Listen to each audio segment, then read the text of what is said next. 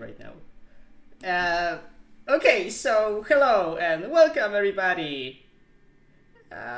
Yep, that's great. Hello and welcome everybody once again to my first stream. So happy to do it. I have some blood, right? I was expecting this to taste awful, but it's only slightly bad. Okay. Yeah, my camera isn't the best, but oh god, what is wrong with me? Stop it. Rookie mistake. Of course, a rookie mistake. Okay. Now that we have this.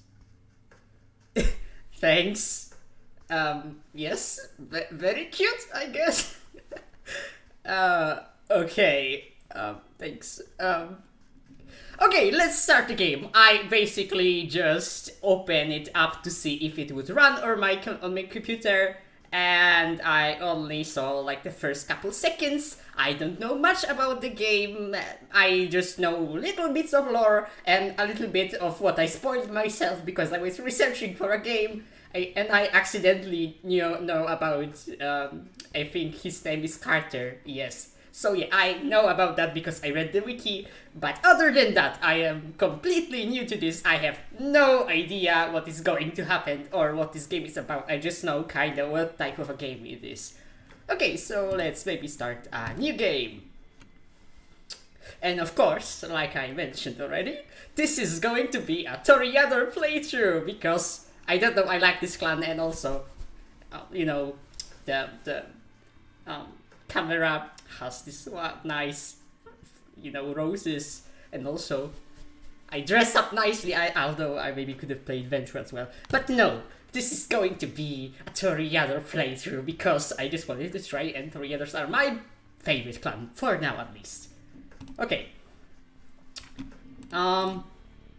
Okay, some cool name. Any cool name suggestions in the chat, maybe? Or I can just pick one myself, I don't know. I don't know. Okay, whatever. Maybe... He looks like a Bob. No, I'm not going to do that. I need to be more serious, I guess. Let's just leave the Lamar, I guess. Okay. Do I need to? Yeah, whatever. Yeah, let's just accept it. Actually, you know what I noticed? That even though I just got a new internet, it still lags a little bit. Between what I say and what I see in the chat. Actually, yeah, I just got the suggestions just now. So actually, because this is just the beginning, I can just start over. Yeah. The game. Maybe that wasn't the smartest move, but I actually like Joshua a lot. Yes, that is a very, very good suggestion. And also I can try to, in the meanwhile while the game is loading, I can try to see what's with the lag. The lag is supposed to be minimal, but oh god, I don't know what's up with it. Whatever. Yeah. Okay. Joshua is a very nice suggestion. I just need to figure out what the right spelling is. Joshua, yes. Ah, yes, I spelled that correctly. Okay. Okay. A really nice. Come on. Yup. Great. I am very awkward, I know. I am trying my best to be better. Yeah. Okay.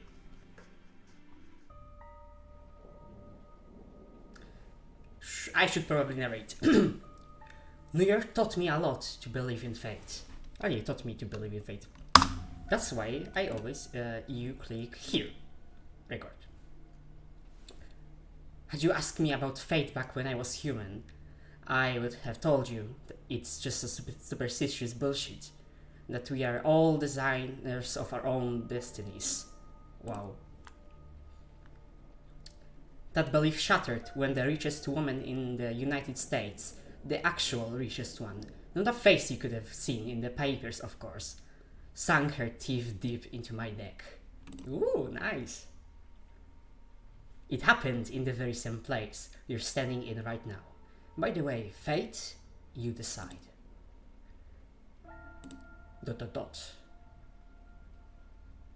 Please, there's absolutely no need to be hostile. Just listen a little longer. See? My mistake was that I flew too close to the sun. It makes sense that my punishment was to never see it glow again. Kind of edgy. I was incandescent myself. I was hot shit. Oh wow, I was hot shit. I had it all: money, looks, confidence, connections, men, women, a career, and a spark in my eye. The one you need to be born with. Am I getting bi vibes? Sorry, that I'm stopping right now, but... Okay, whatever. I still don't know what these do. Is this just the log? Yeah, this is the log. Sure. And then, when someone far more powerful than me saw my radiance and thought, that won't do. She robbed me out of the light erupting from the within and gave me a subtle, enduring gleam in its place. She decided that it would fit me much better. She was a 9th generation kindred just like you, an apex predator. She probably enjoyed teaching me the peak of human excellence. My real place is in the food chain. I am completely misreading everything. I need to kind of quiet down the game a little bit, sorry. It's such an eyesore when you look at some loudmouth braggarts and see them for all they really are. The temptation to teach them a lesson can be unbearable, right? Well, my sire's lesson was a lesson about fate, a message saying you're eternally doomed to be at the mercy of your sovereigns. It almost drove me to destroy myself. What saved me was the ability to reinterpret her teachings. Hers wasn't a message of doom, it was a message of hope. Fate exists, and one can shape it if it's given the right tool. My sire didn't believe my tools were fitting for the job. She considered them toys, and me, just her amusing subject. Well, she's deader than dead now, and I'm still here, standing right where she stood when we first met. ... You might have wondered how I have learned about your arrival to JFK Airport. Ooh, I know where that is. I did some research about the game. My answer is, of course, destiny. Allah would have it. Today happened to be some of my associates were inspecting the coffins. Driving you here straight from the plane and having you wake up in such an unfamiliar place with little desperate. And I do apologize for it. You can clearly see that English is not my first language. God damn it, I thought I was better than this. Maybe it's anxiety. Maybe it's anxiety, or maybe I just am bad? No, I just need to get used to it. Speed reading. But it is so rare for you to visit New York. 3 times in the last 15 years, was it? And you're never eager to inform me you're here. I understand you still have that meeting on 53rd Street later tonight, so I'll provide uncomfortable transport. I value our relationship very much, don't get me wrong. But it is precisely because I value it that I'm going to ask you to repay the favor you owe me. You're the only one I trust to do the job well, and without attracting attention.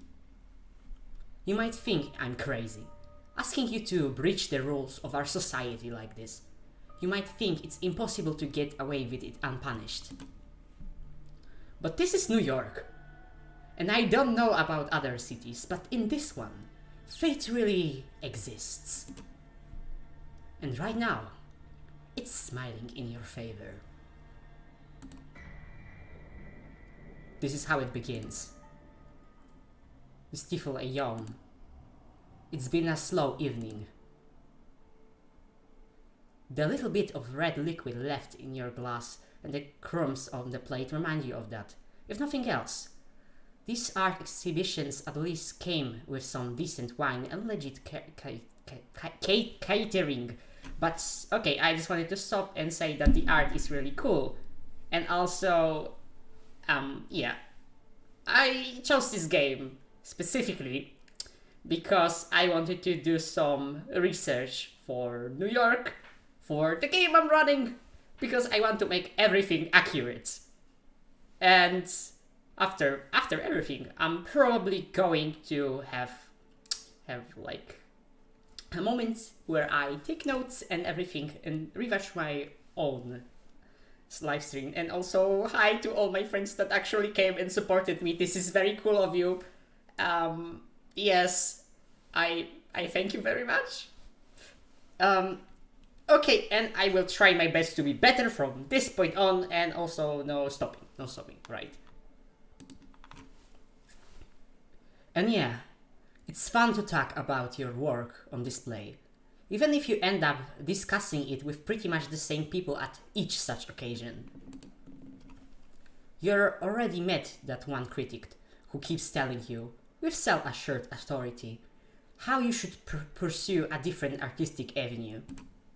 Then there's the obligatory doe-eyed art student who's oh so impressed with your technique.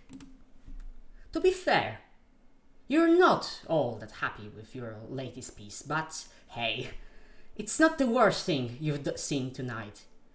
That ignoble, dubious honor belongs to one of the other paintings on display. And yet, its author, currently being paraded around by his rich parents, has barely been able to grab a bite of the fancy canapes. So many sycophants to meet, so little time. For a moment, you think that maybe it's not worth it. Maybe you should take the critic's advice, cut your losses, sell out to some corporation and get over with it. And, as if the universe wanted to validate that train of thought, that's the exact moment your sister Emma decided to pop up in your view. Ooh. So let me get this straight. Cushy corporate jobs are selling out, but supporting a billionaire's vanity project is totally fine with you? Hi, Em. You absolutely despise her as an artist, while you're struggling to uphold some nebulous ideas of what art is meant to be. She's perfect. God damn it. She's perfecting her ways of mushing off to the systems.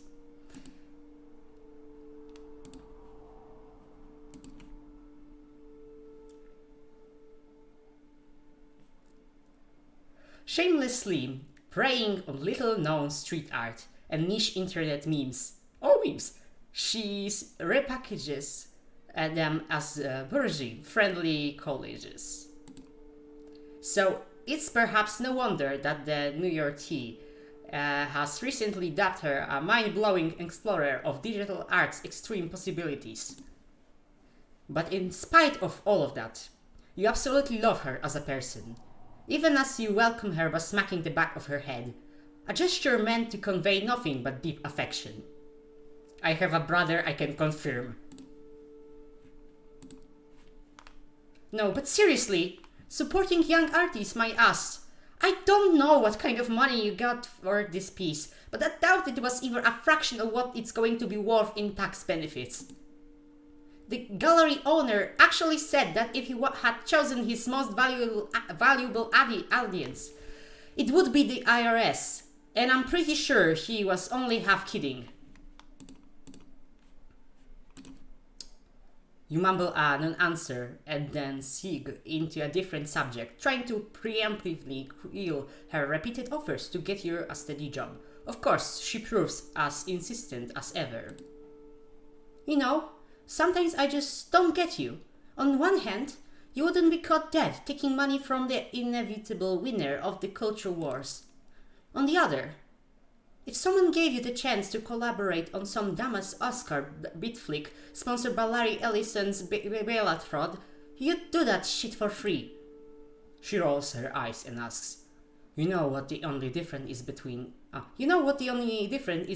the art scene and the culture industry? The culture industry actually pays your bills. As expected of someone who's given up on attempts to infuse her work with any sort of enduring quality and decided to just keep responding to the zeitgeist.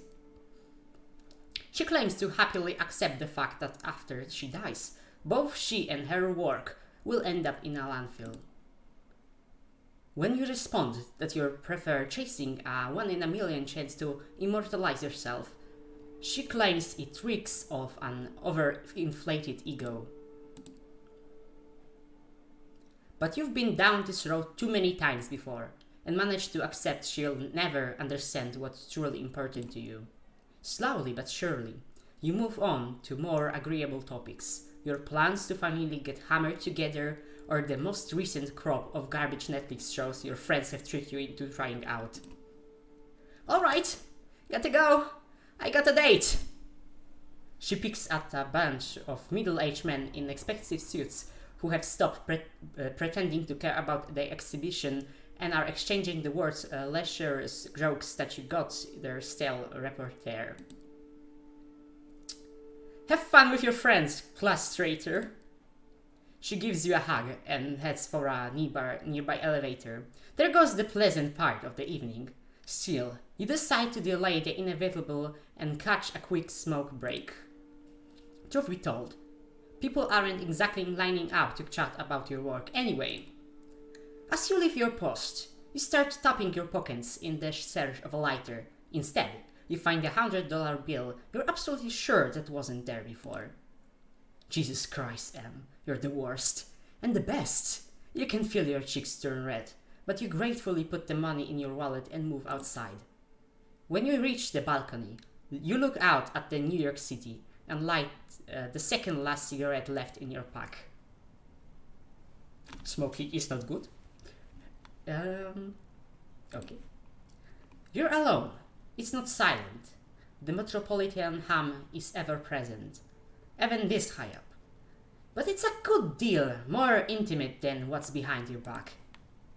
You lean over the railing and look down. The street lights beckon more than usual. In your mind's eye, you see yourself at your finer artwork, beautiful, splattered all over the pavement. Working title, Delusion of Grandeur.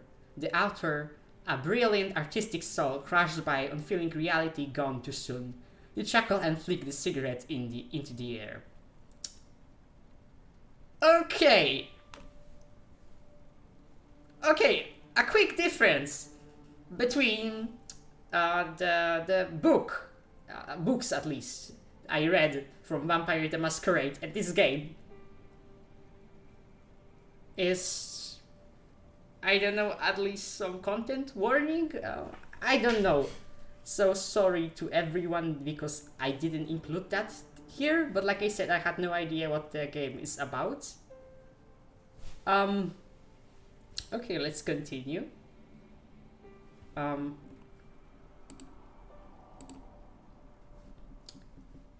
Freshened up by the night's cool breeze, you squeeze back into stuffy interior. You barely make it a few steps before lethargy sets back in. It's like you never left. Still, something in the room feels different. Your eyes are drawn to a handsome young man, neatly dressed and groomed, exuding the air of true artiste. And the best part? He's intently looking at your painting. The gallery is almost like an art installation in itself now. People standing in silent awe, the guy like a beacon drawing everybody's attention. Hushed conversations about the guest can be heard from every corner of the gallery. Your heart is pounding with excitement, and as you approach, feeling like a kid trying to get close to a deer in the woods, but afraid to scare it away. The man turns to you, and you stop in your tracks, entranced. Like the discipline? Yeah. Oh, he's actually very pretty. So this is one of your pieces. You manage to mumble an affirmation. Tell me about it, please. As you start discussing your inspiration, technique, and process, the man's eye lock onto the painting again. He keeps interjecting, making knowing remarks. This guy gets it. He really gets it! The world around you disappears. You'll say anything, do anything to keep his attention on you. But you realize you don't need to. He's into your art. He's into you. Heck yeah. I want to buy it. And I want your company. I need to talk to you. You will like what I have to say. Spoken matter-of-factly, served straight up, like he knows that you won't refuse, that you can't refuse. An hour later, you find yourself at his apartment, one of many, you presume. With your self-esteem all but patched up and your head full of fine vintage. You tell your host a lot, in fact. It seems like you're telling him everything. Where you came from, how you ended up in New York City, how you had to take out a loan to appear at tonight's event, how you took the long look down the balcony, that you thought about taking the plunge, and this time you were only half joking. You feel miserable. You start crying. He holds you in his arms. You feel calmer. The tears stop flowing. It's been so long since you last had someone you could not just talk to, but communicate with. Be seen by. Who knows? Maybe there is hope for you yet. That feeling of bliss is the last thing you remember before passing out. Next thing you know, you're lying on the couch in the same apartment, hungry and dehydrated. How long has it been? Hours? Days? More? You're feeling weak, confused, abandoned. You look around in a panic. Is he still here? Thank God, yes, there he is. Standing in the doorway, his voice breaks the silence and fills you with hope. Until you realize what he's saying. I am so sorry. I hope that maybe one night you will forgive me. Always remember that in our parting moment, I wish you well. What? You try to speak, ask him to stay, but no voice leaves your parched throat. You taste something on your lips. Wiping your mouth leaves a crimson stain on your hand. It's not the wine. What the fuck?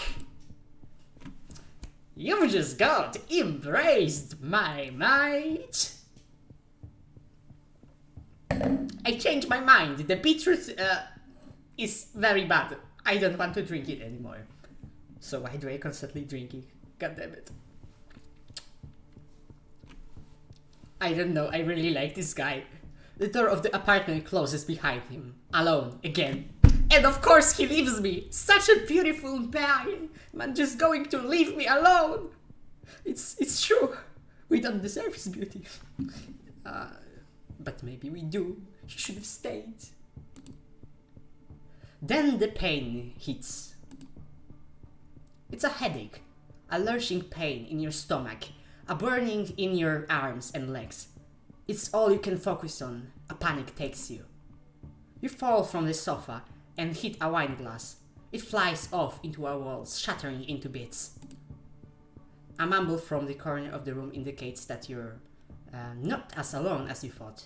From where you're lying, you only see a feminine shape, steering awake. You crawl towards the woman, inch by inch. The pain turns into an urge. You need to get close to her. You begin to see the details. The long hair surrounding her face. The worn out New York City hoodie thrown over her skimpy dress. She opens her eyes, moves her locks to the side, exposes her neck. A rabbit instinct takes you. In the blink of an eye, you find yourself buried in her hair, smelling her sweat mixed with just a hint of cheap perfume. You bite it down and drink the blood from her vein. Wait. What is happening? You break away. You look at the girl. She lets out a sigh, goes limp and unconscious again. You try to crawl back. Her dress rolls up to the side and you glance at her naked thigh. You lose control again. Bite her leg. Drink deep from the artery. It's intoxicating. It's bliss like you never knew it before. It's beautiful. You break away again. Fall on your back. What the hell was that? Did you really drink her blood? She's not moving. Oh god, she's not moving. You check her pulse. She's cold to the touch, nothing. No heartbeat, no sign of breathing. That's when it hits you. Your chest isn't moving either. Your heart is now beating. You are cold to the touch. You reach for your phone. It's not there. Where did you leave it? Or maybe he took it? Impossible to say. You stumble around the apartment, but find nothing you can use to call for help. You need to get out of here, now. You look outside the window. You're high above the streets, there's no balcony, and the building's exterior is glass almost all the way down. You'd never survive the jump. Pardon me? But maybe that's precisely why you should leave the room this way. You just killed somebody. Your life is essentially over. A sickening void is opening in your stomach, warning you that your reality is about to turn into unbearable hell. A voice in the back of your head tells you that the smartest course of action is to take the leap before it does. And the more you argue with it, the more reasonable it sounds. You're just about ready to pick up one of the chairs and try to break the window, when you hear the clicking of keys in lock. You freeze in place. This is bad. Your thoughts start racing desperately, but instead of a rational course of action, only visions of false hope come to your mind. What if it's him? What if he's had a change of heart? I hope so, come on! He's really cool. I'm going to search the wiki for him after I finish playing, because I don't know, I just like him. Is it possible for me to use him in the game? Sorry for the spoilers, guys, but I probably won't do it. But just saying that it's really cool and I like it a lot. What if he sent someone for me?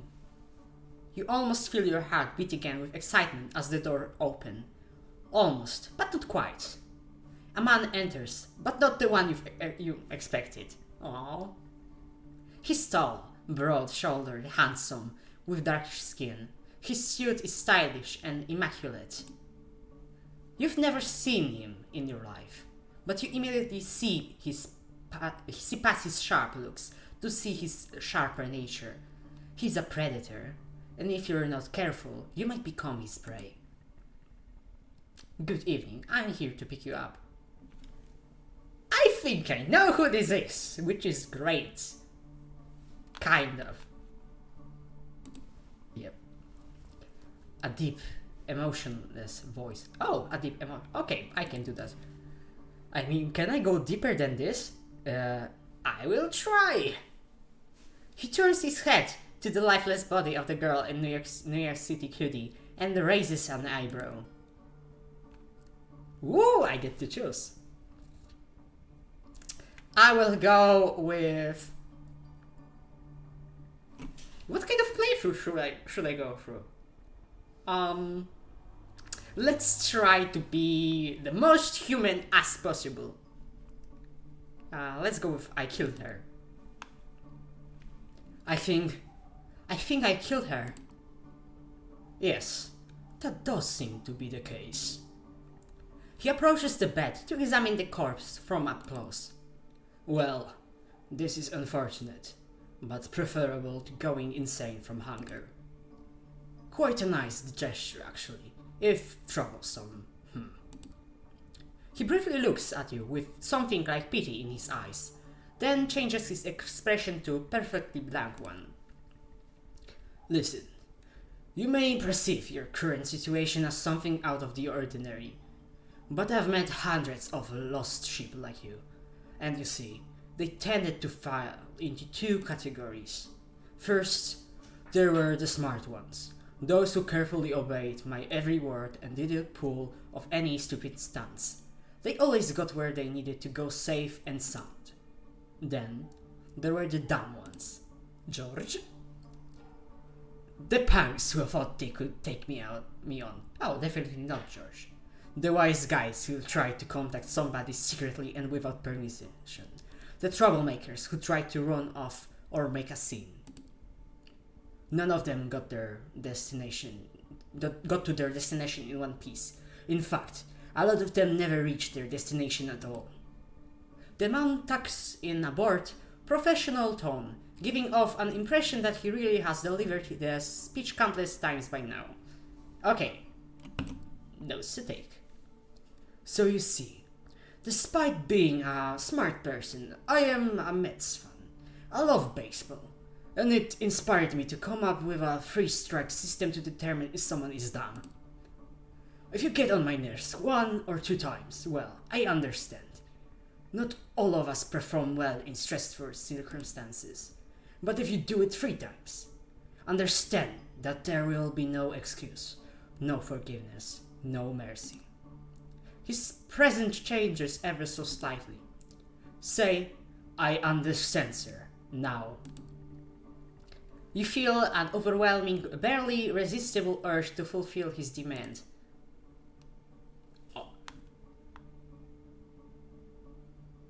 I understand, sir. Excellent. Alright. Have you got anyone you'd like to inform about your current situation and tell them you're alright? He flashes his fangs briefly as he talks, and for some reason, the sight causes a chill to run down your spine. Something's wrong with him. Someone closest to you? I think he's going to kill her. I don't know, that's... probably? Maybe? I like the option run away, run away, run away. But no, let's just lie to protect my sister? His name is Eduardo. He's my boyfriend. He lives in Queens. He's a barista and the stranger's been watching you with wary eyes. Since the moment you started talking, but only interrupts you at the first moment of visible hesitation. You're 100 years too young to try and fool me. Well, even your tails have tails. First strike, try again. Okay, maybe that wasn't the start, Marty's move. Your first instinct is to protest, but you realize your thoughts are still too scrambled and panicked to come up with anything coherent. You gave up on all planned attempts to provide poor Eduardo with convincing psychological depth. Emma, my sister, she's probably having a night out in Brooklyn with her artiste friends. Can I call her now? You take out your phone while asking the question. It was in your pocket all along. It must have been panic talking before. He shakes his head and points at the hooded corpse next to him. If you really want to implicate her, go ahead. I think we'd all be better off if you let me make sure that she only knows what she needs to know. Yeah, agreed. Give me her phone number. I'll have someone get in touch with her. You oblige and hand him the smartphone so he can copy the number from your list of contacts. Thank you. This will be useful in illustrating my next point. Instead of giving you back your phone, the man hides it in his pocket. Ah yes, no technology in the Camarilla. From This night onwards, you're subject to different laws than the ones you grew up with, and you'll be watched by many eyes to ensure these laws are respected.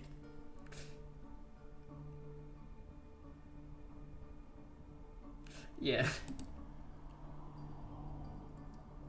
You're forbidden from letting anybody you know you're still alive. You're forbidden from showing your face anywhere they know you. If anyone comes to search for you, it's over, both for you and them. He interrupts his monotone recitation to stare deep into your eyes. So, if you don't want someone to find your poor sister's body in the Hudson River next week, cooperate. The sight of his fangs again, and another physical fight or flight. Why did I read it differently? Response. You're played right into his hands, putting Anne in danger. I can only hope that you care for her enough to do anything selfish. Not to do anything selfish. But now, you're absolutely sure he's just toying with you, provoking you just to feed on your reactions. He hasn't told you where you're going it, but he's already made it abundantly clear that a lot of people struggled hard to avoid getting there. You'd be far more eager to cooperate if he never raised the subject, but he made it a point to make you fear the unknown. He's pushing you, but to what ends? Does he want to intimidate you into complete submission? Is he hoping you'd give him an excuse to get rid of you? Or maybe he's testing you, forcing you to show what you're really made of. Somehow, he makes all of these options seem plausible at once. Alright, I think that's enough lectures for today. He takes a glance at his silver watch. It's a Patek People, the kind of brand mere mortals never see outside of luxury lifestyle magazines. Just who are you dealing with here? It's past 3 AM now. The sun will come up in just a few hours, so we don't have much time. Come, we need to leave so that the corpse can be taken care of. He turns his back on you to unlock the door. I don't want to get strike to head out. Okay. You obediently follow him out of the room. Before he locks it again, you manage to take a final glimpse of the corpse. You feel a pang of conscience, but not because of your victim's horrible fate. It's because you don't feel guilty, even though you know you should. Something important inside of you that was still there yesterday had definitely died tonight. You wonder if you'd even recognize yourself in the mirror. The stranger shows you to the elevator. You go to the ground floor. During an awkward ride, your dazed and confused mind desperately searches for a glimmer of hope. Eventually comes across one. Maybe you'll find a man you met earlier this night. I hope so.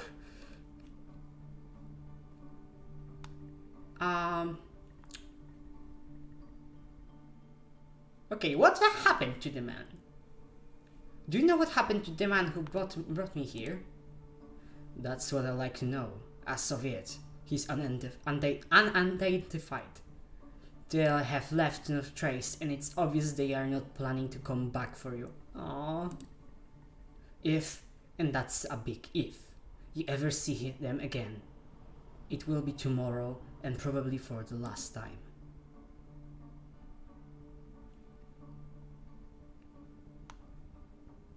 For the last time? What do you mean? What do you mean for the last time? His face is inscrutable. I said what I said, and all I can add for now is tomorrow is a big night for you. The elevator door opens to an empty hall. You walk outside, past the night guard's post, which is empty. The cold night air reminds you of the balcony just a few hours ago. The man motions to a black Cadillac Escalade. Take a seat in the back, please. You get inside. The man closes the car doors behind you. You hear a click and it locks. The Cadillac is almost entirely dark. The side windows seems light roof. Okay, smart move for a vampire. The man gets into the driver's seat, starts the engine, and drives away without comment. Where are we going? Where are you taking me? A safe place. Forgive me, I am not in a talkative mood. This won't be a long drive, patience. Dead silence fills the car. You close your eyelids and sink back into your thoughts. A blurry after image of the man who bought your painting is still there. It's strange. You never felt this way about somebody. It makes you happy, even though you have the nagging thought that there is something fundamentally abusive about this attraction. Ah yes, the blood bonds. But then the girl's hair spilled over the purple hoodie, and her blood spilled over the cold floor. Come into sharp focus. You wince. You want to cry, but it's as if there were no more tears left in you. Ah yes, sorry, a break for drinking water.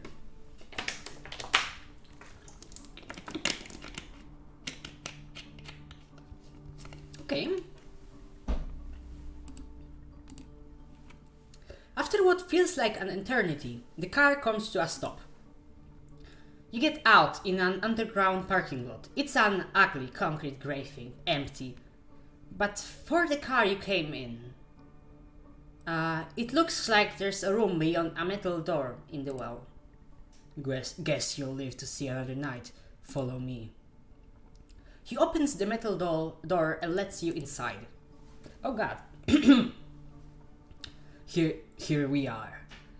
These are your lodgings for tonight. If you get hungry again, take a look in the fridge. Tomorrow, I will come to pick you up. The cramped room has no windows, just a simple bed, a single light bulb hanging from the ceiling, a small humming fridge, and a rattling AC fan in the wall. It has the coziness of a solitary prison cell. You notice claw marks on the inner side of the entrance door.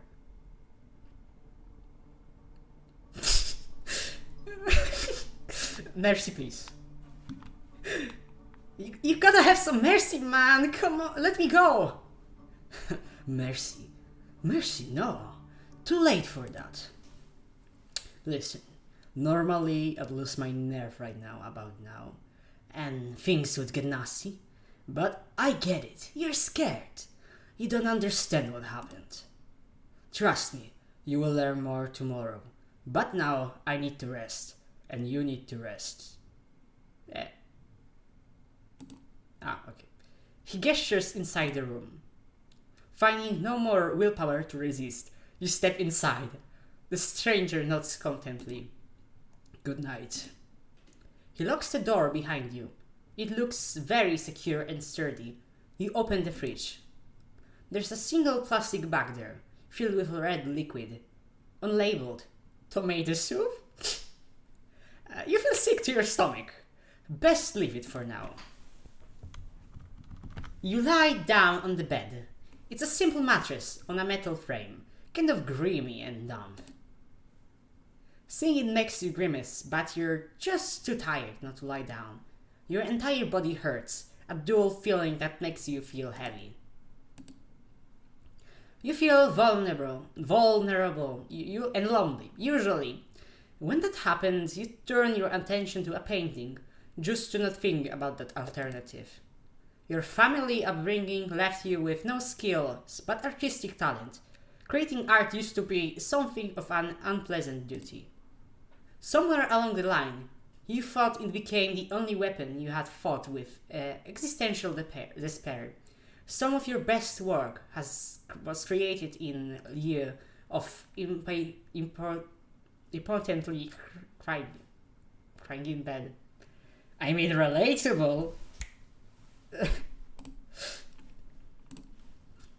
Hell, you're pretty sure a few of those pieces had your tears mixed in with the paint, like the painting that led your whole night to this.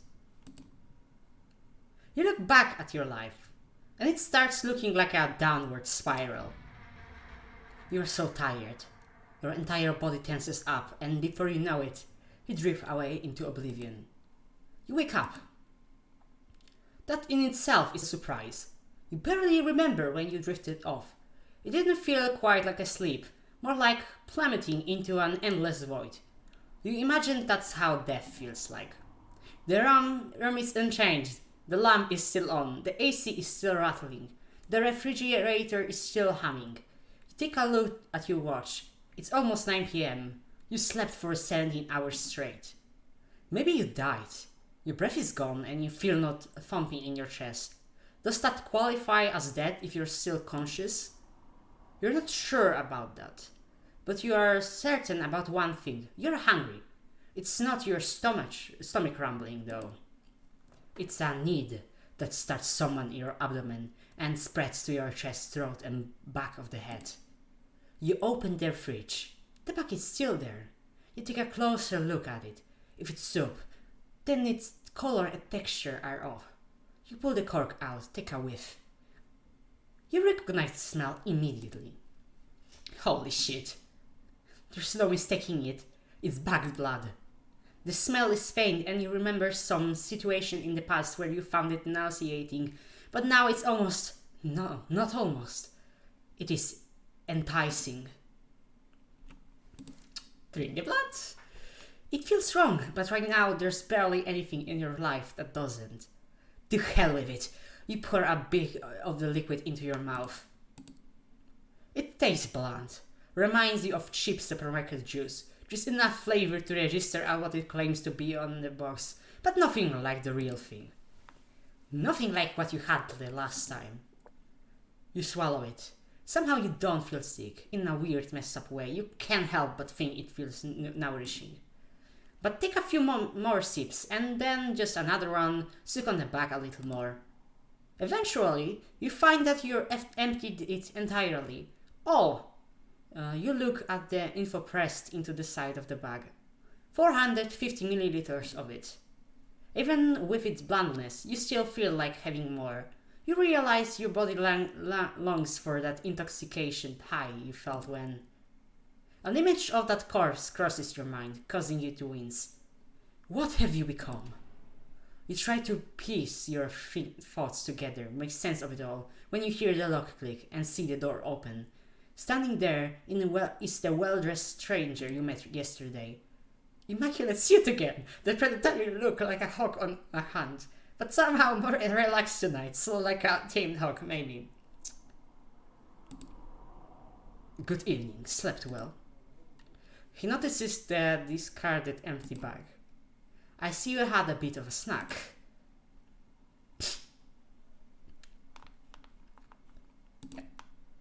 Am I still a human being? Luckily, one does not typically shed their entire humanity in 2 nights. You should be fine. Come on, we've got places to be. The car is humming in the empty parking lot just outside the door of the cramped room you've spent the day in. The man motions to it, politely, with a stern look on his face. Hijack the car, of course. Let's get inside the car. Okay, lead the way. After you. You take the back seat again. The doors lock. The stranger takes the wheel and starts the car. You drive in silence for a while, from time to time. You keep trying to catch glimpses of familiar streets or landmarks through the blackened windows, but it's all little use. The car is also soundproof, so all you can hear is a bit of traffic humming in the car's engine. The driver doesn't say anything and seems focused on the road. Responsible. You check the door handle.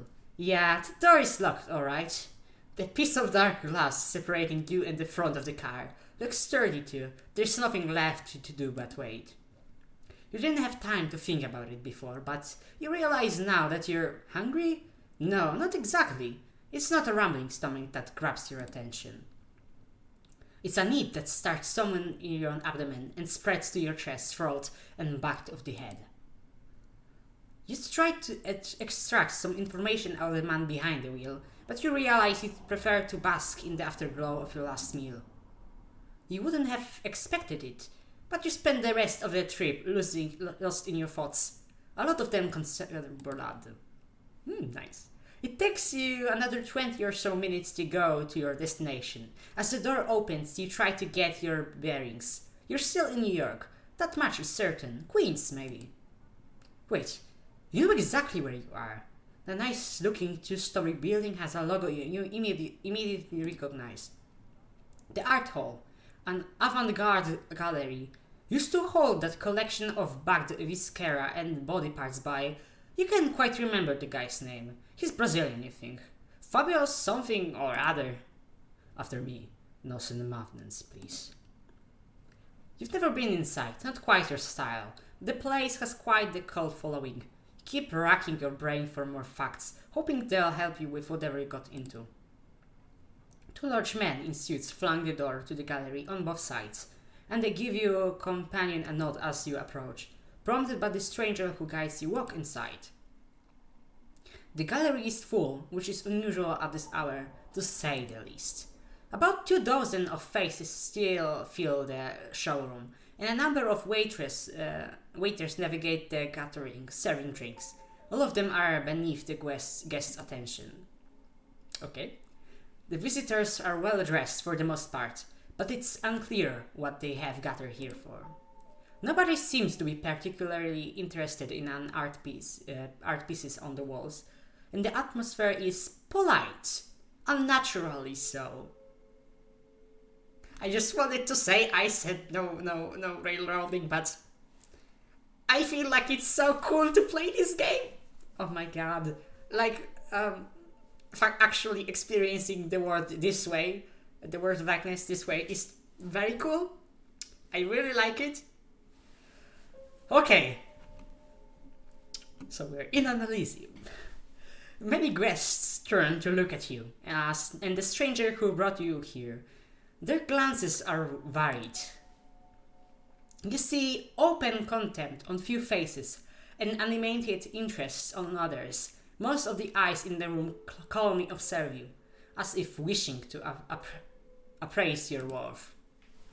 Memories come back to you like a bad case of PTSD. How many times before has someone judged you impassively or decisively through your art? You'd share a piece of yourself with the world, and it responds by making you feel like garbage. It always took a lot of effort not to lose your cool and tell all of them to show their opinions after collective asses. Now, looking around, it feels like you've become another artwork as commodity to be judged by a bunch of obscenely wealthy, out-of-touch assholes. It makes you want to scream. It's the prince! Oh my god! Woo! Should I give her... Okay, so... Okay, I'm going to be really... It's going to be really cool. Oh my god. Wait. What I'm trying to say is that now I get to compare if the way I play her and in my game and the way she's here is going to be the same. Oh god. This is kind of stressful. Did I do a good job? Good evening, Khadir. And to you, child. The noble cold voice takes you out of your head and back to the situation at hand. The gallery, a crowd of strangers. You're being brought here against your will. For what purpose? The room awaits your response. Just be... Good evening, miss. You are addressing the Prince of New York City, Helen Panhard, child of Michelle? I don't know. Thank you, Sheriff, but I am capable of introducing myself. She's somewhat plain-looking and doesn't seem to possess a great deal of charm, but still the entire room is inherently focused on her voice. She has influence over these people, that much is clear. Also, I don't know why they didn't include it in the game, but I read about her in the books. And...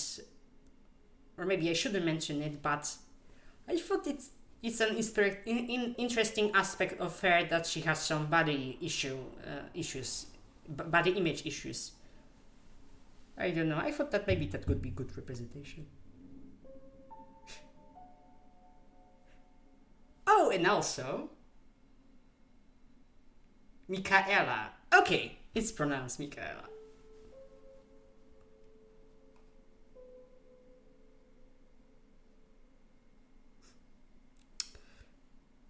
Yeah, okay. Why not Michelle? Okay, but okay, Michaela. Okay, let's go back. You may address me as Prince, child. I realize your introduction to the unlife was abrupt, and I understand your sire left shortly after. The rule of our society decide I punish you both for this transgression. A murmur of agreement, maybe, can be heard from the gathered audience. But I'm willing to listen to what our lawyer sheriff has to say about the circumstances of your embrace first. My sire? You mean the man I met at the gallery? That's one of the things we're here to ascertain. We are about to be judged by the court of New York City. Cody, please tell us how you found this fledgling and what happened on your way here. Kurt, Prince, is this some kind of a secret society make-believe? A trusted informant who has chosen to remain anonymous at this time tipped me off about a suspicious kindred appearing in one of our domains. Upon investigating, I found them gone, and this fledgling remained in their place. Interestingly, his sire made use of an older haven of one of the clan of the Rose for the embrace. They were even thoughtful enough to leave a locker woman for the fledgling to stake his first on. Despite some reservations, he offered a little resistance last night and cooperated on our way to the safe house. So good I chose those options. I was pleased to not have to force his compliance. We had a quick chat, but wishing to appear here post haste, I urged him to join me, which he did without struggle. A pleasant departure from my usual routine, I must say. He serves particularly slick with the backboard we kept in the safe house. We had a pleasant enough drive here. The story ends with us arriving at Elysium tonight. All eyes are on you again. You take a special interest in one of the faces. It's a beautiful woman with curly, almost blonde red hair, and a dress to match. You see her whispering to some bespectaculated one with an absent-minded look on his face. Who is she, wonder? Thank you, Kadir. I make note of his fledgling behavior and will take it into consideration later. She turns her attention to you. First, there is the matter of your sire. The person who brought you here, Kadir picked up from last night.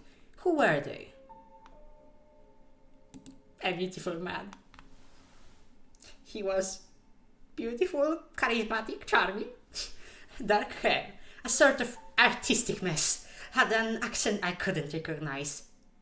He took notice of my art, bought a piece in fact.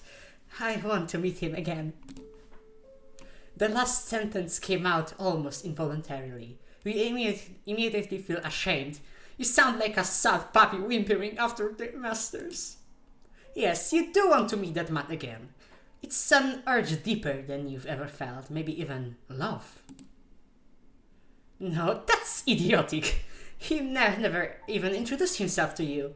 He used you. That asshole plain used you for what?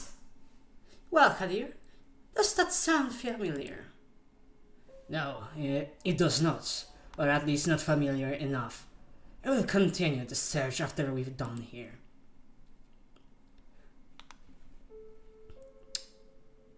Oh, that guy, he bought my painting at the gallery. Didn't pay in cash, I think. Maybe you can track him that way? Oh, did your outlook on him change all of a sudden? He smirks, seemingly enjoying your misery. Personal jobs aside, thank you for the observation. I will investigate this later. What shall I do with the fledgling, my prince? What is your recommendation, my sheriff? The traditions are clear. Thou shalt only sire another with the permission of thine elder. If thou creates another without the elder's leave, both thou and thy progeny shall be slain. I am ready to fulfill my duty. Stay your hand for just a moment longer, Kadir. I wish to consult my council of this. Make sure everyone is in agreement. Of course. He seems strangely relieved. The prince leaves the main showroom, and a handful of people follow her out. You're about to ask this Kadir what all this talk of traditions and council was, when the red-haired woman approaches the two of you. Sophie. Sheriff, I was wondering if I could have a word with this fledgling. What for? She lowers her voice in response. Come now, Kadir. We all know what the verdict is going to be. Let me speak to them. You might not have to strain your hands tonight after all. Her words grab his attention. His face is hard to read. It's like several emotions are struggling for domination: anger, sadness, hope, gratitude, resolve. I'll go to get my sword. He steps out of the room the way you came, and you are left in the showroom with the woman in the red dress. She takes you aside, and the eyes of the remaining guests follow you. Quick derailing again! The first character I ever created was a guy from New York. And I'm starting to realize his backstory doesn't make any sense.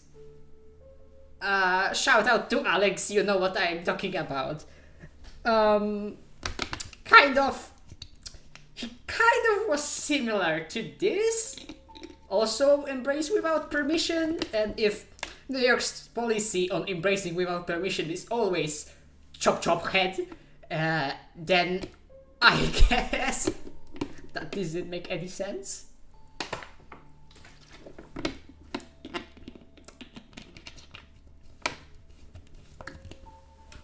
Oh god. Okay.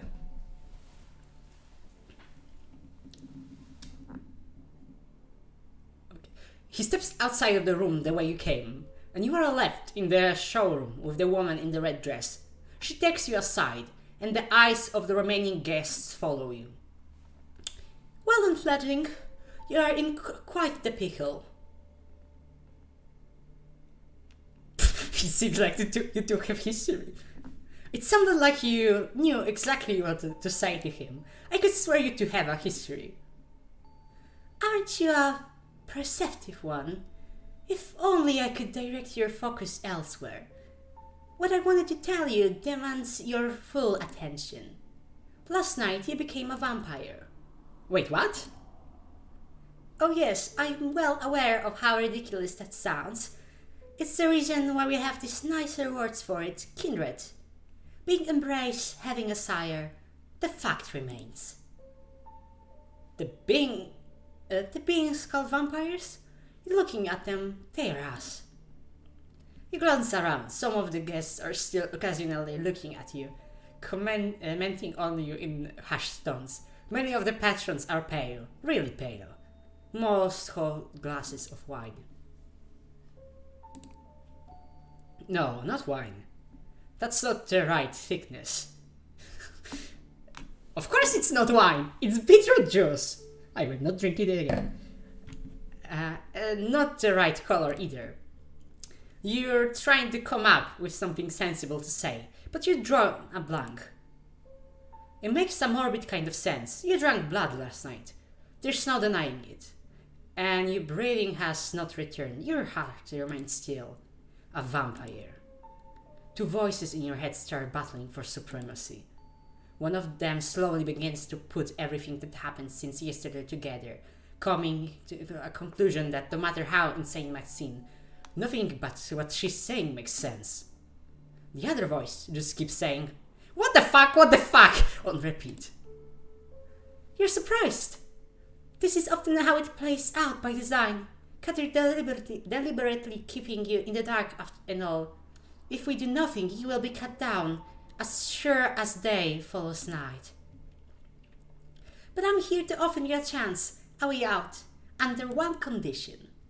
I will take you under my wing. If you're lucky, the prince will be in a good mood tonight, and your deference to Kadir will work in your favor. She might agree to this, but only if you swear fealty to me. I am not making this offer lightly. As your patron, I will take responsibility for you. Your actions will reflect on me. If they reflect negatively, well, I will make sure you face the consequences.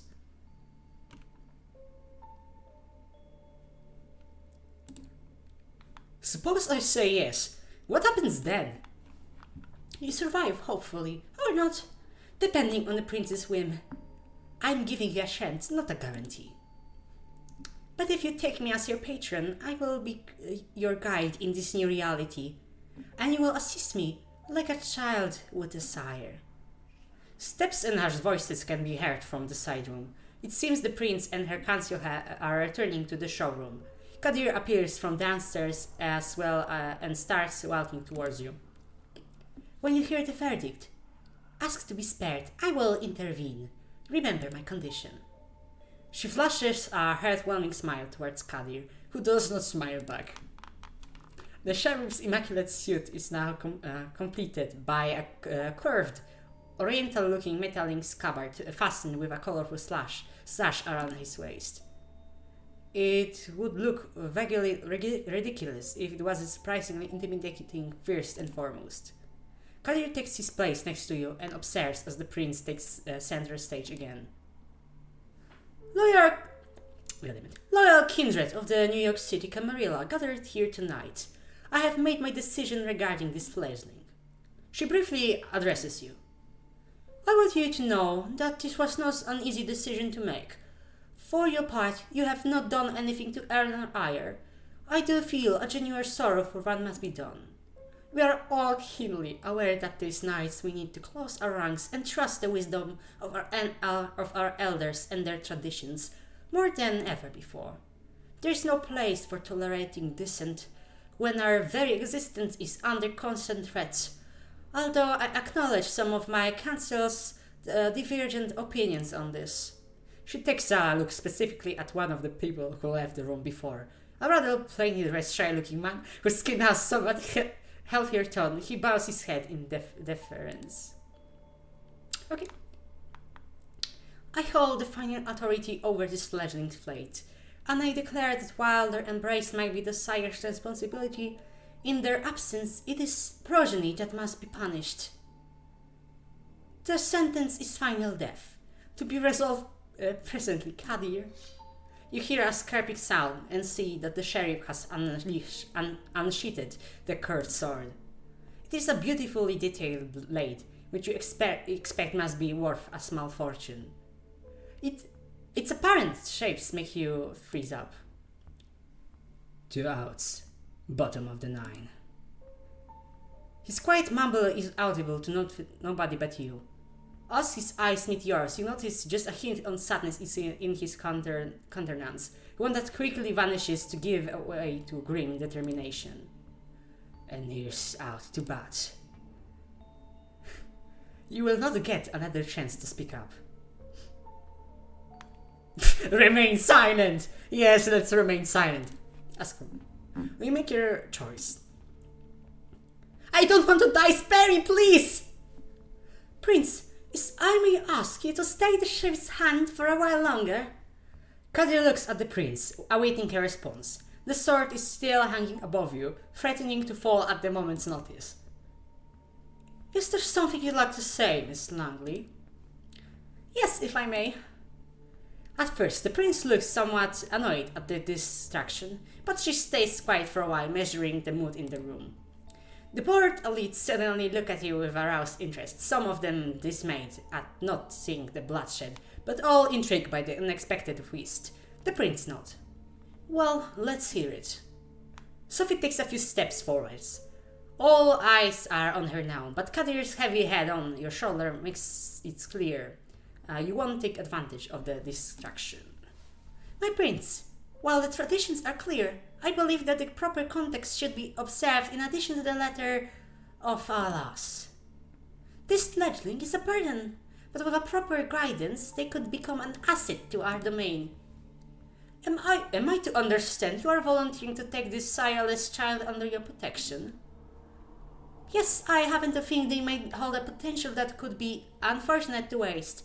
I do expect their full cooperation, of course. Whispers can be heard again.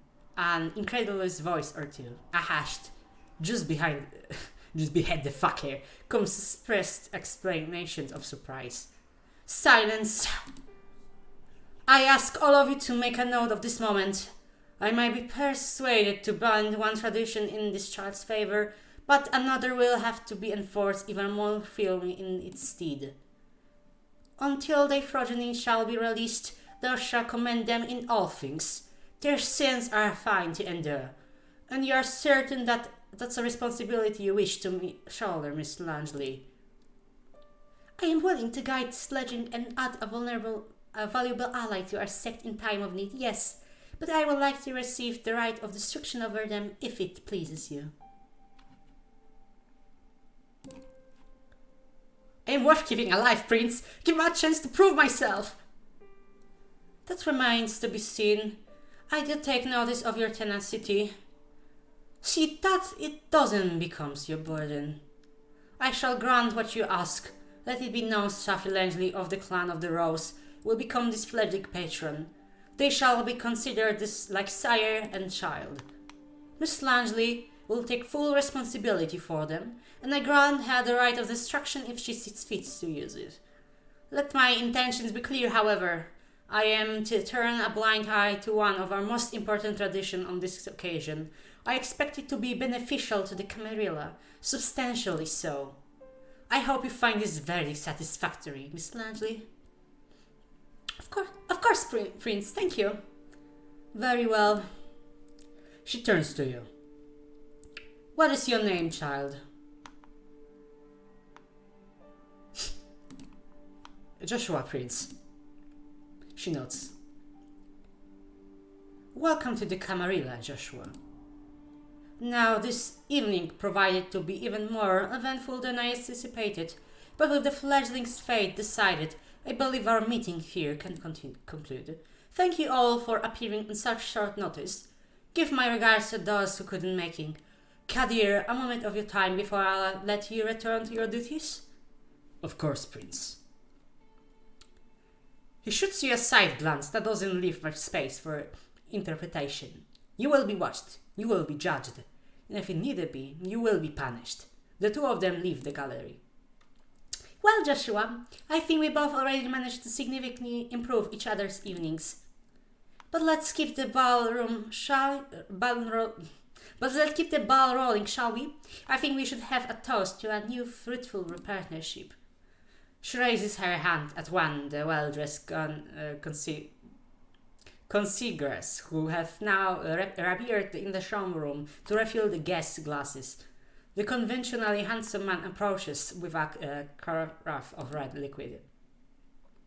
He pours it into two tall glasses. It's blood again, that much is clear. You're in two minds about drinking it, but the memory of last night's hunger makes you wince. You take a tentative sip. You expected the same blandness you tasted a few hours ago, but this can actually savor. It's smoky and warm, making you think of cozy cabin in the woods. It does strike you as a strange image of your mind to jump to while drinking human blood, but it is what it is. You've never tasted anything like it. Do you like it? I think New York City cutters have very bourgeois ideas about what good blood should taste like. Apologies, you might have so many questions. While we're on the topic, perhaps we should start with those related to sustenance. I feel this hunger constantly. How much do I have to drink to make it go away? The sad reality is it will never go away. No matter how much you drink, you will always be tempted to have more. Unless you consume someone holy, to the last drop, paying for temporary relief with their life. But that is one-way road to losing your humanity. Best start by just taking a single sip from a vessel. Be prudent. Hot flesh blood will be more satisfying than most anything they serve in fancy glass, but it can make you more voracious. As to how much you should have, it depends. If you're frugal, you can survive many nights without a single drink. But it's riskier and will tempt the beast that it's part of you, crows. Tomorrow, I shall take you hunting and we will explore this topic further. The blood you're having tonight will be enough to keep you happy in for now. About the side-track relationship.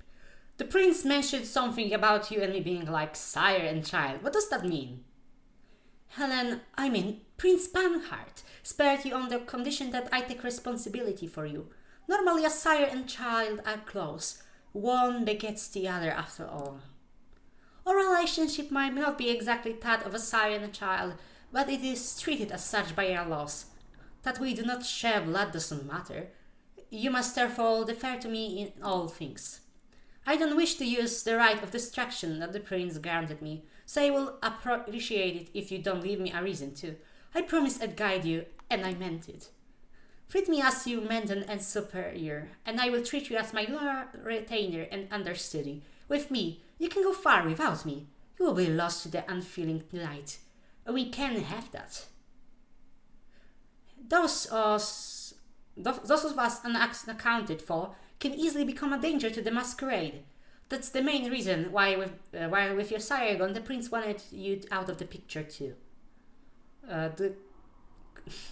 The waiter, I have no idea what this word. I never saw it before. I'm really sorry. The concierge? I don't know. Returns asks for permission to introduce, which Sophie gives with a polite smile and leans in whisper in her ear. You notice that the gallery is now almost empty. Being told the gallery is just about to close, but we still have quite a lot to discuss. We'll go into one of my apartments. My jalopy is waiting downstairs. Come. The smile she puts on makes you remember last night's encounter in the showroom. A similar eagerness to spend time with this person overtakes you momentarily, and you follow her outside. Your sixth sense tells you that she's an artistic soul too, and you unwillingly start projecting good qualities onto her. Sophie leads you to look at your silver Rolls Royce and invites you to sit in the back. The chauffeur, a broad-shouldered, clean-shaven middle-aged guy, starts driving immediately. Where did we leave off? I believe I started telling you a bit more about our customs. You heard that the prince refers to our traditions. The chief among them is the masquerade. As you may have gathered from us assembling at the niche gallery after closing time, our comings, goings, and doings tend to be somewhat secretive. We do not advertise our existence. We allow myths and modern fiction to morph and muddle the facts, so to the vast majority of kind we remind bedtime stories and pop culture icons. Say, is that one television show about a vampire angel still popular? You shake your head in confusion. She shrugs and continues talking, looking a little bit more dejected than before. Our unclandestine ways help us remain safe, allow us to explain away the occasional trip up to the traditional minds of 21st century humanity, and dedicate much of our interactions with mortals.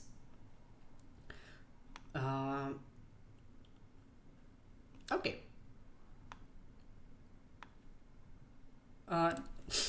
So, if it's such a secret then, I'm guessing your driver is a vampire too.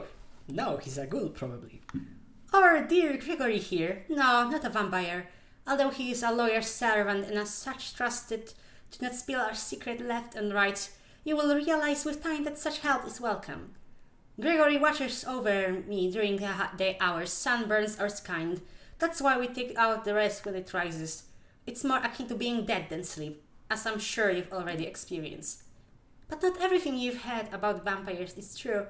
Some more folk-related threats are just legends or are occasionally minor nuisances, gargling, running water. Even religious symbols don't repel us, unless the weather is uniquely pearly and godly. Stake through the heart, though, that's something to avoid. They do not destroy, but they do paralyze us. Well, that's just another reason to have somebody like trusty old Gregory making sure you're safe when you drift away. We have many enemies, and they often know their advantages lie with daylights.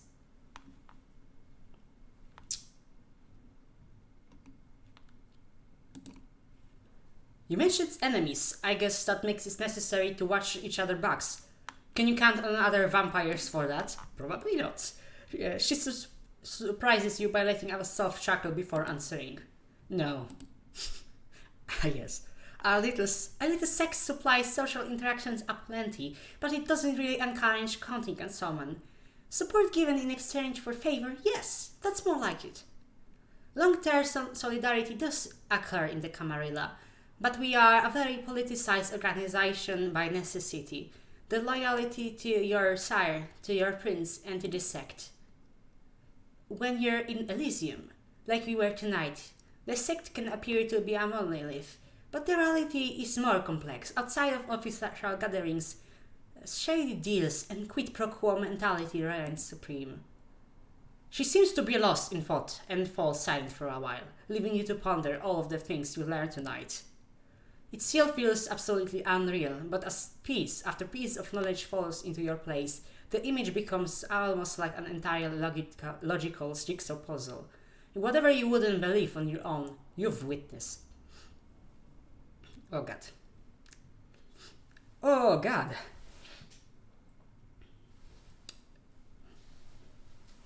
I appear to have a runny nose. This is awful. Many questions swarm your thoughts, but the one you keep returning to is what your place in this new reality should be. The car stops. You are in the city, in front of an old but well-renovated apartment building. We're here. Would you like to see your laundry?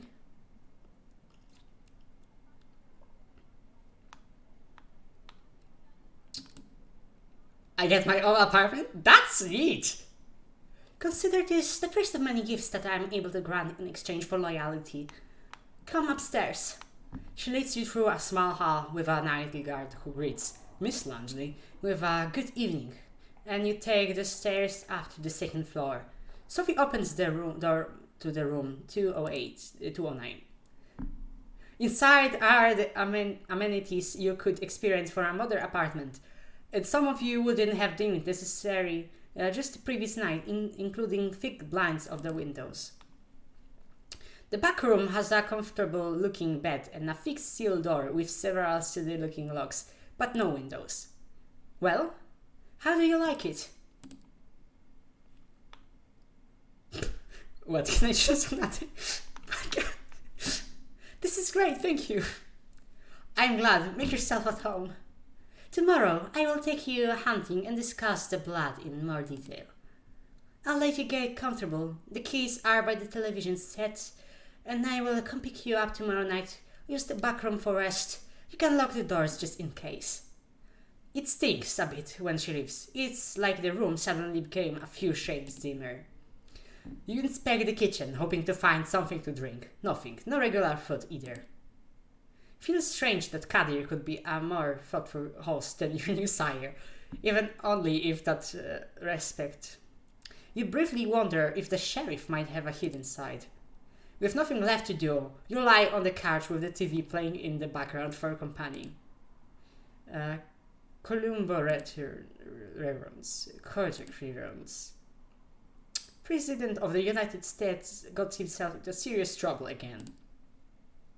President of the United States got himself out of trouble again. Pundits start staring over each other about things that seem a little bit less insignificant just 2 days ago. You start drifting off, reflecting about another night of confusing conversations and worldviews, shattering relations. How many more before you finally understand what happens to you and what you're supposed to do now? You keep coming back to the life you left behind, to people you should contact, to things you want to pick up from your apartment. You wonder whether you have the chance for either. As you start to feel some tiredness that made you drift into a cold sleep last night, you settle into the back room. The bed is comforting, the lack on windows less so. You leave the light bulb, You leave the light bulb on. Looking at it, you realize it's the closest you'll ever become to the starting of the sun on a breezy summer day again. A wave of melancholy overwhelms you. A few minutes later, your consciousness fades and you take the plunge into darkness again. Slinking, sinking.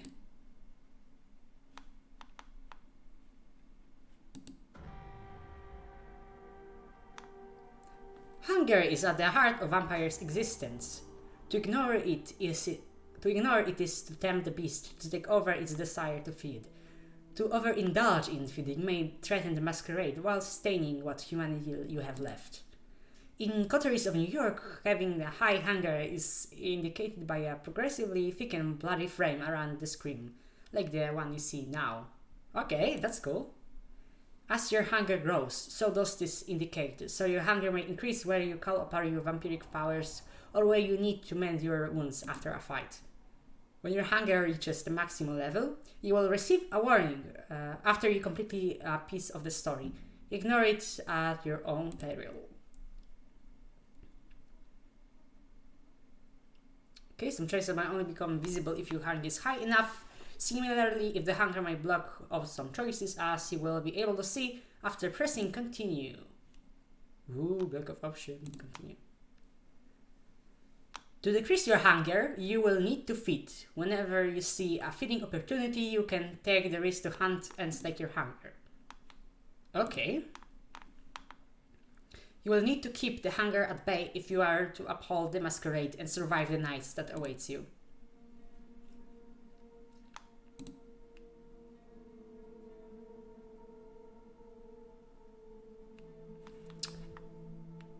Okay, I'm already streaming for like an hour and a half.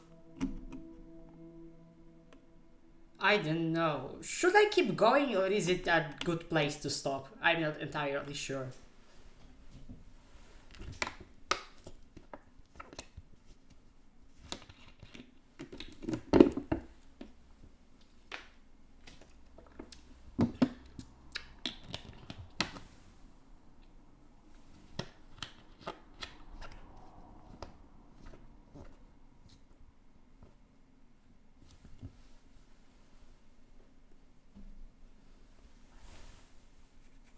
To be fair,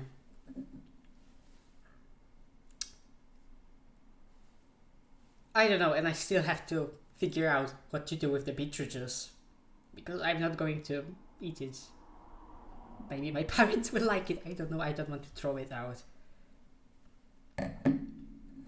Okay, I think like I can still do it for like a half an hour. I just need to take off this, because it gets really hot here.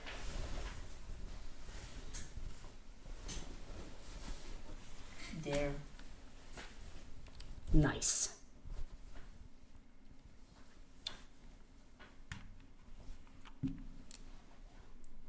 Okay.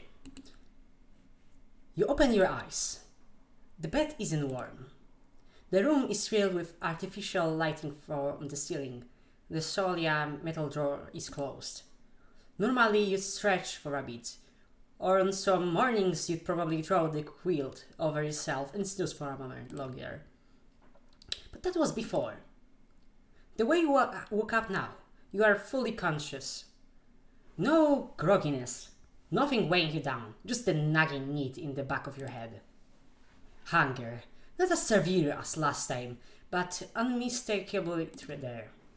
You get up and open the door to the main room. A digital clock on the TV shows you the time. 9:04 p.m. You walk over the blinds and retract them cautiously. The only light coming in is the New York City artificial nightlife luminescence. So that's what your waking house is going to look like now. You miss the sunlight already. Kinda sad. You're seriously considering just walking out on the apartment and figuring this all out by yourself, but then you come back to the memory of Kadir's exotic sword being raised in the gallery. Maybe sticking around isn't that bad of an idea after all. keep jumping channels for around half an hour and then switch to the streaming services. Almost as if the universe has a sense of irony, you catch pure blood in flood on recommendations. The doorbell rings. It's Sophie. Good evening, Joshua. Slept well? Like a dead man. Like a dead man. Curious wording, but not that far from the truth, I suppose. No use dwelling on it. I think you will agree with time. You made the right choice yesterday. I can teach you many things about yourself, your blood. It desires and its powers. We will begin tonight. We are hungry, yes? I'm sure you are. A kind always is. There is only one remedy, the blood. The drinks we had yesterday at Elysium are not the usual way you slake your thirst. So tonight I will assist you in your first and foray into hunting. You need to learn to sense the kind of blood you desire, to understand how you can use the kind's vulnerabilities to your advantage. So tonight I will assist you in your first foray into hunting. You need to learn to sense the kind of blood that you desire, to understand how you can use the kind's vulnerabilities to your advantage. Did I just read it twice? Oh my god. That is so cringe. Oh god. No more freebies. Wait, no one drinks at the house? An official meeting in Elysium does not happen every night. Besides, I think you find there is a unique thrill to hunting for fresh hot blood that is absent when drinking it from a glass. You will find that drinking moderate amounts of it regularly will keep the hunger at the whispers of the beast away. You might think yourself monstrous, but there is a balance to be found there.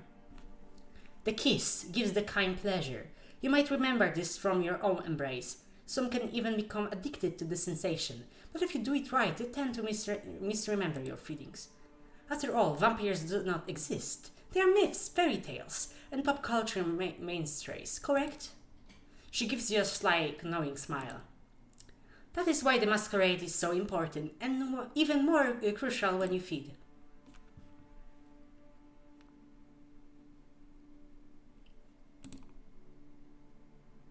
Biting people leaves mark, right? And the victims remember your face. You shouldn't concern yourself with leaving marks. These are easy to conceal. You just need to bite carefully and then lick the punctuated claws. That's all there is to it. As for being remembered, like I mentioned, the kiss is an ecstatic experience, so Kain can barely recall the details. And even when they do, this city is enormous. You could spend days on the street and not see the same face twice. Use that to your advantage. Feeding from the same area repeatedly can be dangerous, but by branching out your risk the ire of other kindred on whose domains you trespass. Luckily for you, New York City is more forgiving in this regard. One thing I got correct.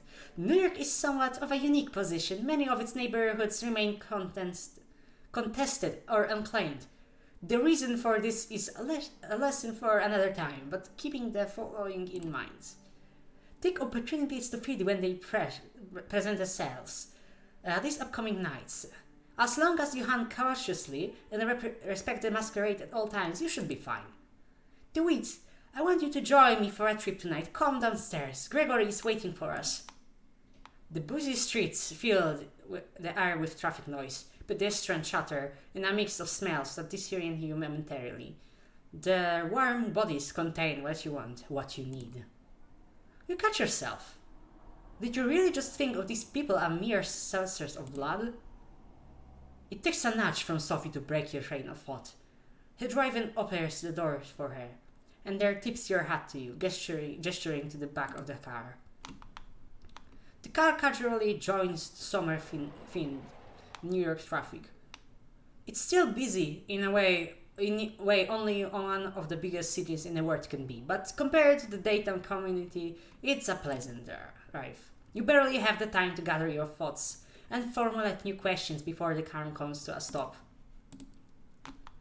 You're among the tall skyscrapers that make up Manhattan's iconic skyline. You feel a pang of emotion as you realize that where you took part in the exhibition just 2 nights prior, same address, and you suspect saying how. To what ends has it been repurposed tonight? Come, Joshua, park the car. Gregory, will you join? Will you? Fuck! God damn it. I am a terrible YouTuber.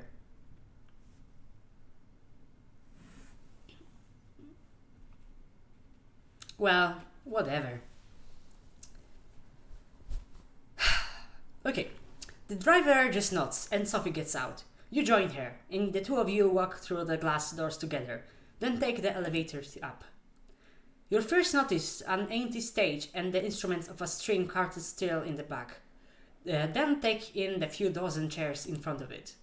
The concert seeming concluded. The patrons, all smartly dressed and posh, have spread out all over the hall. Sophie strides confidently inside, producing an invitation for her purse that she flashes in front of a security guard. You follow close and are left through without issue. Let's start easy. A social setting like this one would usually provide quite challenging to an unexpected kindred, but consider this evening a small gift from your patron. I'm hoping to procure for you a willing vessel. Just remember what I told you about taking small sips. This one I have a soft spot for. Don't damage her. Now, let's see her. Ah, there he is. She's noticed somebody in the crowd, flashes a heart-melting smile, and suddenly, even you feel drawn to her. You haven't thought about it before, but it's laid clear before you in this moment. Sophie is beautiful. Just looking at her is privilege. Just being with her makes you feel elated. Everybody in the crowd, but especially the man who's almost tripping over himself to reach her, clearly agrees. Igor, I'm so happy to see you. How is your daughter? Is she with you? Oh, there she is. Julie, my girl, come over, please. There is somebody I'd like you to meet. Come on, skip. The young woman who walks across the hall can be more than 19-year-old. It's clear from her mismatched earrings and the particularly faded purple hair dye that she doesn't fit in this crowd. Julie, this is Joshua. I think the two of you should get acquainted while I'll talk business with your dad. Awfully boring stuff, I assure you. I'm positive you like each other. The girl gives you a shy smile and nods towards the balcony stairs. You follow, somewhat unsure what is it exactly Sophie expects you to do. You reach a secluded space from which the entire lobby is visible. All eyes are on Sophie. They listen intently,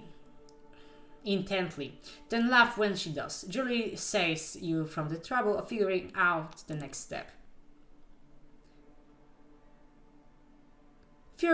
If you're with Sophie, then I'm guess you're I mean that you know. She puts her wrist to her lips and gives herself a theatrical nib, then looks to you embarrassed, but also hopeful.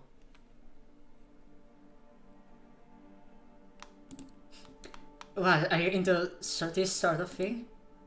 She blushes, looks down at the floor, nods. Could you? I mean, if you like. Miss Lange tells me She swallows hard, avoids your eyes. That I taste nice.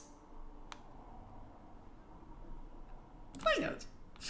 You take her forearm into your hands and quickly look around, confirming nobody watching, and no security camera over this area. You bite down gently. It's surreal. She has given you her blood of her own volition. How is this possible? What about the masquerade? You need to ask Sophie. Your thoughts disappear amid the bliss. They're just a taste, sweet, fresh, sanguine. You drink. And drink. And drink. No, stop! You tear away from the girls harder than you wanted. Still, the bite leaves just a tiny punctures, almost as if by instinct you lick them clean. And the two holes become concealed, just like that. Julie is now leaning on the wall, pale, wobbly on her feet, but happy? She lets out a dreamy sigh, opens her eyes, A few tears fall onto her shirt, tears of joy. Thank you, please, can you put me downstairs, please? My dad, he doesn't know, thinks it's a condition. Miss Landry told him so. She leans on you and requests you to walk her over to the bench. She takes a seat and smiles at you. The crowd around Sophie disperses slowly. Looking at her now, only some residual of hangs in the air. Yes, she's pretty. Maybe even beautiful. Sure, but not your type. What come over you before? You walk over to her. Igor dear, it was splendid talking with you, but we need to get going. Give Jolie my best wishes. Come with Joshua. Gregory is waiting for you at front. It's only in the car that Sophie addresses you. I can tell from your look that you took the opportunity. Good for you. That girl's exquisite, don't you think? You wouldn't tell by her demeanor, but she has so much passion. It brings out a unique banquet in her blood. I think she knows who we are. That's not normal, right? It's not usual. That much is true, but don't worry. She will do anything I tell her to. And won't say anything to anyone that I haven't put in her pretty head first. Time for the next stop. Training wheels off this time. Gregory, flashing medals, please. The driver takes the car over to Williamsburg Bridge. You settle your thoughts.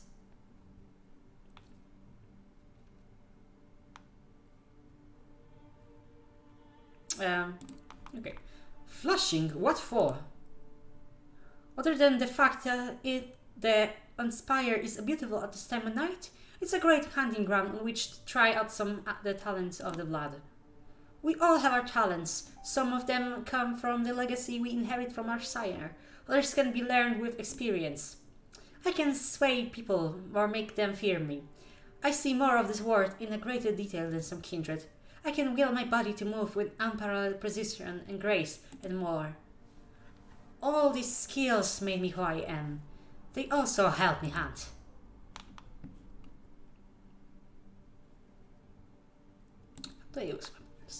How exactly do I use these talents?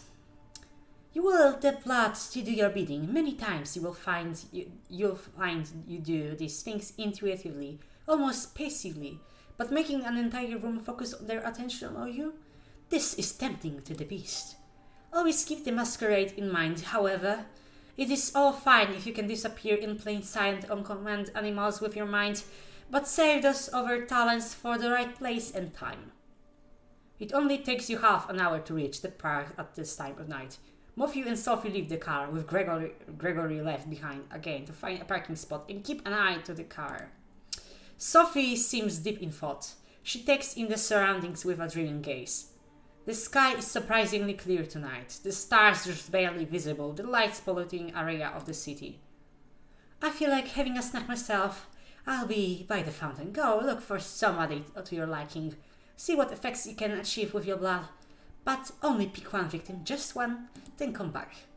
Seeing how she seems not altogether here right now, you decide to leave Sophie to her own devices and seek out your own prey. From here, it looks like you have a few choices. Just taking a stroll around the park and finding isolated jogger or someone like them could work, but focusing on one area might work better. The New York State Pavilion might work as a secluded spot. There's a skate park nearby. In worst case scenario, there's bound to be some unfortunate whiner around. Or maybe the tennis courts nearby. There's light coming from there, so somebody might still be playing that late night match. They won't be alone, but they might be tired and let their guard down. As these scenarios play out in mind, you realize you're planning how to assault a stranger in the middle of the night. It's a weird way to be, but now familiar hunger prompts you to act.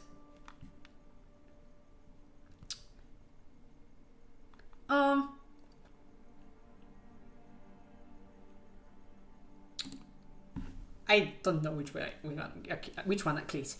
You make sure your way to one of the park's most well-known landmarks, the round skeleton of New York State Pavilion, which is two vaguely futuristic-looking towers. You don't get lucky with the skate park. It's not deserted. Instead, a group of skaters is gathered there, ticking loudly and listening to music playing out of crackling smartphone speakers. Rude. Deciding to have a quick look around, you identify a potential victim. A sleeping bag lady. Leaned back on a bench, shopping cart full of what looks like trash nearby. Even thinking of that second option makes you feel sick. You decide to take your chances with the skaters, not even getting close to the homeless woman. You think back to what Sophie did in the hall, how she managed to focus the attention of the entire gathering on her. That might be a tall order for you, but a single person could be doable. You single out the guy who's talking on his phone away from the gathering. He's having a heated discussion with somebody, a relative, a partner. It's not going well. This talk's over! I said shut the fuck up! Hey, you hearing me? Shut up! Call me when you get some fucking sense in your stupid brain, okay? He ends the call abruptly and almost throws the phone to the ground in frustration. Rough night. He's got an angry expression on his face and tears welling in his eyes, but he gives you a curious look and even a bit of a shy smile. Yeah, you could say that. What's up?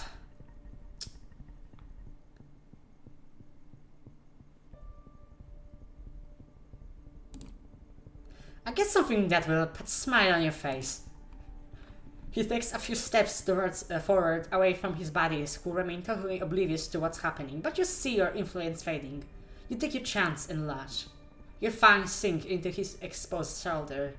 He shivers and lets out a moan. His phone hits the pavement and you hear the casing crack. His blood tastes like a clash of hot emotions and melancholy, laced with some artificial stimulant you can't quite place. An energy drink, a recreational drug. It's a strange mix.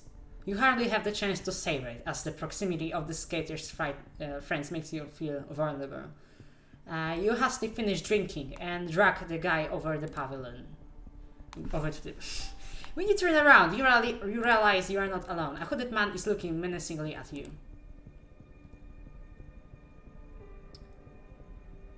What do you think you're doing, bringing in or barging in on turf like that? This leak. I didn't mean to trespass. Sorry, I'm going. Too late. Too late for that, friendo. You want to live here in one piece? You talk candidly. I know that what you are, so you can shove that masquerade misdirection up your ass.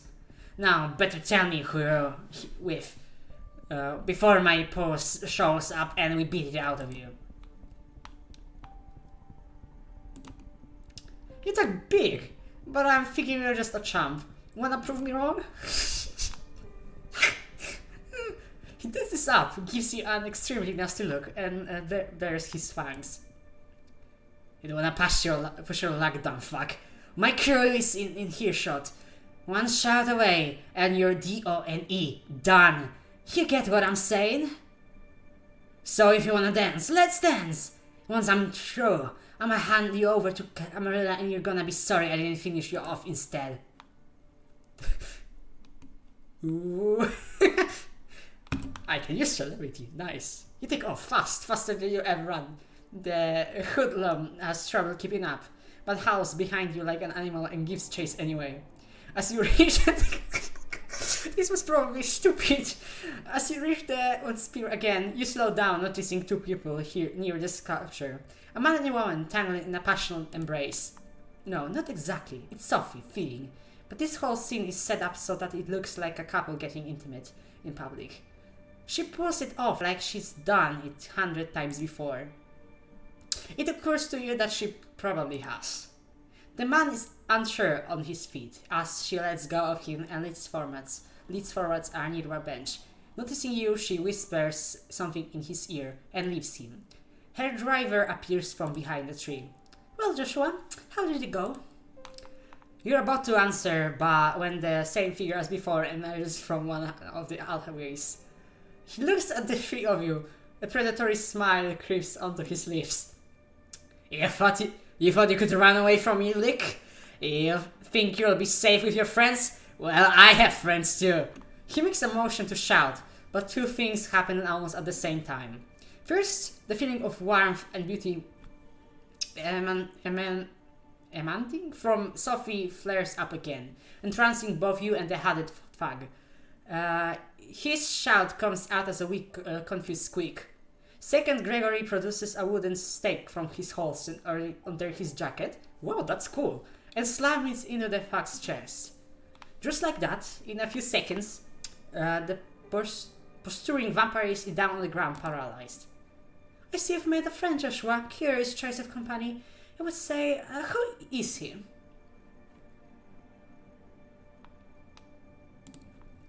He said something about presenting me to somebody named Callahan. Oh, I misread that. I've never heard of him. She looks shocked for a split second, then recovers a regular countenance. Yes, I have. This hoodlum is honored, then. Curious.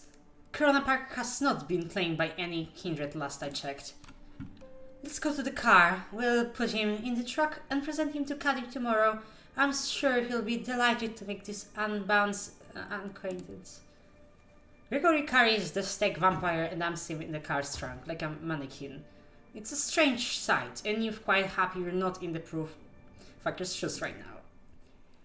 It's almost surprising that you can get away with just casually throwing a stiff into your car and dragging away. But then you remember that Sophie has been doing this for longer than you have. Still, the nagging thought that anything you did tonight could have been recorded on CCTV camera or picked up by a rondo with a half-decent smartphone and streaming online fills you with dread. Hunting and using your abilities is a dangerous business. It's clear that the whole being a vampire thing has about as many caveats as it has perks. You're taken out of your headspace by Sophie's voice. I will pick you up tomorrow night, same as tonight. I have some business to attend at the Elysium, and I expect you to accompany me. Plus, our friend is in the back and needs to be properly introduced to Kadir and the prince. I'm sure he'll have some interesting things to say to the court. Her voice is cold, cruel, and nothing like the enchanting personality she showed at the gallery earlier tonight. Sophie is clearly a woman of many faces.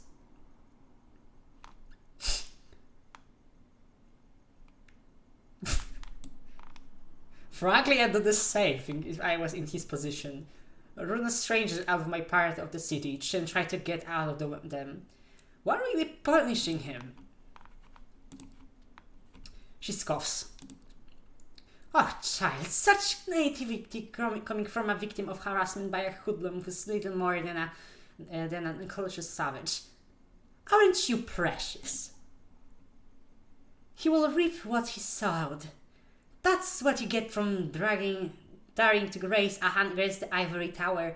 He's not one of us, therefore he's our enemy and will be treated accordingly. She changes the subject. You haven't told me how your hunting went, getting the hang of it, I would hope. I think I am, really. Yeah, I cope. I'm glad. She doesn't question you further. She seems discharged, not older. Her thoughts drift, the car remains silent until you reach your apartment. We will pick you up tomorrow evening. Good night. Just like that, without any further courtesy, Sophie leaves, driven to her apartment by Gregory with a body in the trunk, right in the middle of Manhattan. Did you cross paths with situations like this in the past unknowingly? What other secrets did you pass on the streets without knowing their true nature? Your haven is just as you left it hours ago. Although the sun won't come up for some time, you feel tired. You learned something about yourself today, and it'll take time to process. You're not in the mood for television, and the few books on the shelves in the apartment are either in languages you don't speak, or sound like a boring read. Nothing left to do but rest. You settle in the back room, lock the door. A moment of hesitation, but the decision, this time you turn the light off. You think back to Julie. How many people in the city know about this vampiring society? How many are willing compliances in sustaining it? And the thug you met in the park. If he's not Camarilla, then what is he? Are there independent vampires? How does that work? More questions. You begin wondering if there's even going to be a night when you can start crossing them off the list instead of adding to it. You close your eyes. You sink into the now familiar void of nothingness. It greets you with open arms, like an old friend. Okay, 2 hours seems like a good way to end. Okay, so I want to thank my friends for coming to the, stream. Yes, it was very nice to do it, and I appreciate your support. It's really nice. Yes, I really appreciate it. Okay, I have no idea how to save this game, but I will figure this out on my own. So, in the meantime, remember about our next session. Yes, and I hope that the New York I portray is going to be equally good.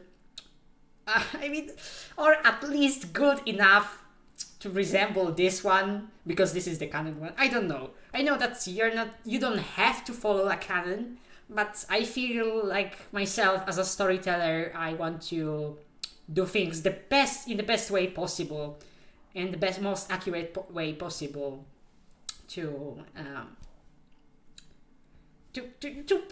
I don't know, to represent the world well. I don't know. This is one of the first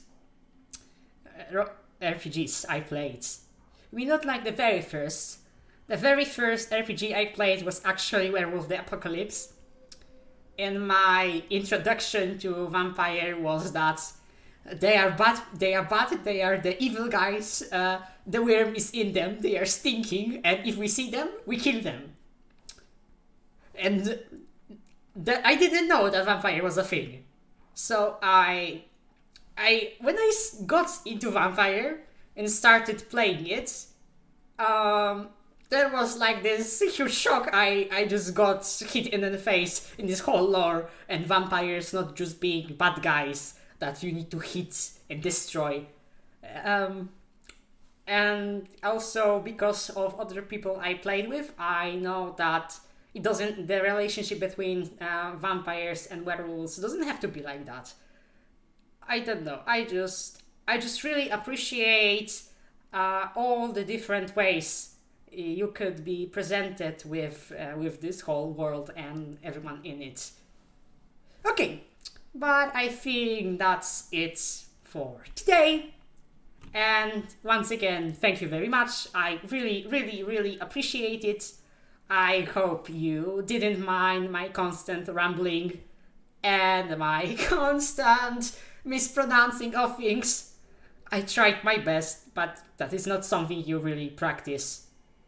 I also feel kinda stupid doing different voices for characters, but that's something I'm going to practice because I need to do it in sessions as well. Okay, so goodbye! Yay! End stream now.